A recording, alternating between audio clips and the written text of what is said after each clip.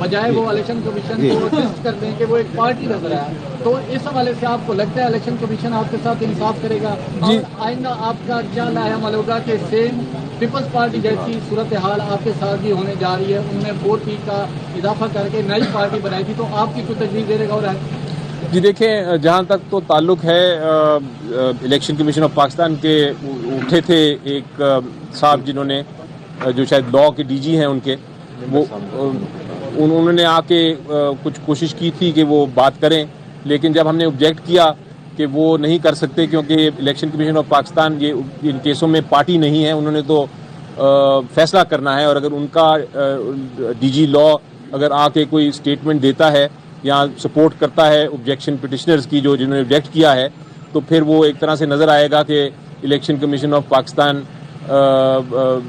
एक तरह से उनके खिलाफ एक आएगी बात कि वो इन्वॉल्व हो गए हैं केस में। उसको हमने जो ऑब्जेक्ट किया तो उसके बाद इलेक्शन कमीशन ऑफ पाकिस्तान ने उनको एक तरह से रोक दिया कि आपका अभी बनता नहीं है कि आप कोई बहस करें। तो ये इस तरह के इंसिडेंट्स हो जाते हैं, हम इसको नहीं समझते कोई इतना अहम है। वो उठ खड़े हुए थे, उठ के उन्होंने बातें कर दी थी। अब जहाँ तक ताल्लुक है कि जिस तरह फरमाया बैरिस्टर गौहर साहब ने कि इलेक्शन तो हमने लड़ना है और इलेक्शन इंशाल्लाह पीटीआई लड़ेगी, उसके ऊपर हमारी स्ट्रेटजीज़ हैं। Strategies plan A, plan B, plan C होते हैं और होने चाहिए हर पॉलिटिकल पार्टी को, क्योंकि हम सियासत में हैं और इस वक्त जो तूफ़ान है उसको सामने हम देख रहे हैं, तो तूफ़ान के साथ निपटने के लिए हमें भी स्ट्रेटजीज़ बनानी पड़ती हैं, लेकिन हम उनको अभी फ़िलहाल डिस्क्लोज़ नहीं करेंगे। वक्त आने पर हम देखेंगे कि क्या करना है। अली ज़फ़र साहब, पावर कॉरिडोर्स में इस्लामाबाद में ये बातें चल रही कि जो इलेक्शन है वो अगले साल अक्टूबर में होंगे। कल आसिफ अली जरदारी साहब का इंटरव्यू चला, उन्होंने कहा 8 फरवरी को थे 18 फरवरी को कोई फर्क नहीं पड़ता। यूँ उमूमी तौर पे ये तासुर मिल रहा है कि शायद कोई खिचड़ी जो है वो पक चुकी है।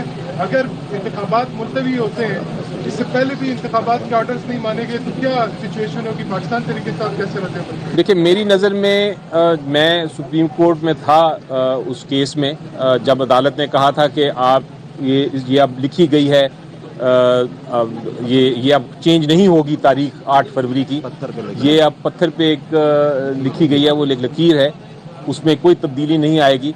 और ये भी सुप्रीम कोर्ट ने कहा था कि ये भी कहना कि इसमें कोई भाम है या ये भी कहना कि ताख़ीर हो सकती है इलेक्शन में, ये भी एक तरह से कंटेम्प्ट ऑफ कोर्ट होगी। तो मैं तो अदालत का हुक्म मानते हुए आपको सिर्फ ये कहूँगा कि ऐसी कोई बात नहीं है, ना हमें करनी चाहिए ना ज़रूरत है।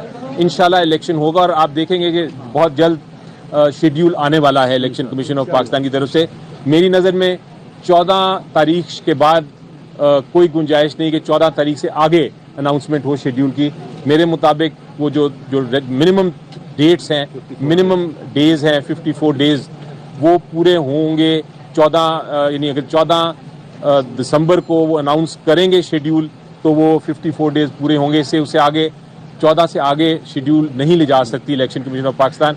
अगर ले जाएगी तो फिर ये सुप्रीम कोर्ट ऑफ पाकिस्तान के हुक्म की जो है खिलाफ वर्जी होगी। जो उन्होंने कमिटमेंट दी और साइन किया प्रेसिडेंट साहब के साथ मिलके कि यही तारीख होगी, उसकी भी खिलाफ वर्जी होगी। तो ये मुझे नहीं लगता कि इलेक्शन कमीशन ऑफ पाकिस्तान ऐसी कोई हरकत कर सकता है।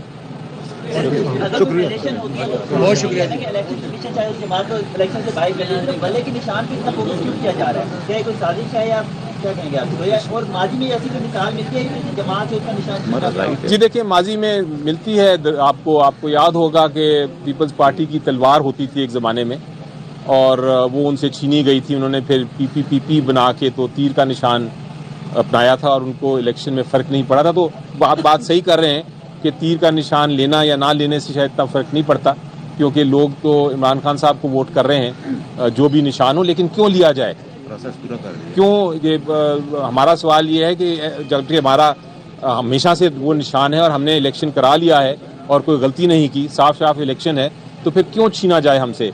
ये इन प्रिंसिपल बात कर रहे हैं हम। आपने कहा था कि इलेक्शन से एक दिन पहले इलेक्शन कमीशन के ऑफिस गए, वहाँ पे उनको कोई मवाद नहीं प्रोवाइड किया गया, ना वोटर लिस्ट और ना कोई और चीज़। देखिए, ये तो इन्होंने इलेक्शन कमिश्नर जो हैं, चीफ इलेक्शन कमिश्नर, उन्होंने बड़ा वाज़ेह तौर पे बता दिया कि ऐसी कोई बात नहीं है। नंबर 1 तो वो वोटर ही नहीं है, तो किसी वोटर आम शख्स का तो आके नॉमिनेशन पेपर्स लेने का हक वैसे भी नहीं है।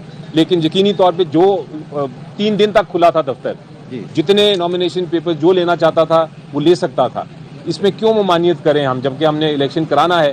बल्कि जब चेयरमैन साहब थे चीफ इलेक्शन कमिश्नर, तो इन्होंने तो बाकायदा जो बैलेट पेपर्स हैं वो रंग बिरंगी प्रिंट आउट किए थे, और आज हम लेके दिखाएंगे भी परसों इलेक्शन कमीशन ऑफ पाकिस्तान को कि हर सूबे का एक अलग बैलेट पेपर था। तो हम तो तैयार थे इलेक्शन के लिए, कुछ अनअपोज था, इसलिए जरूरत नहीं पड़ी।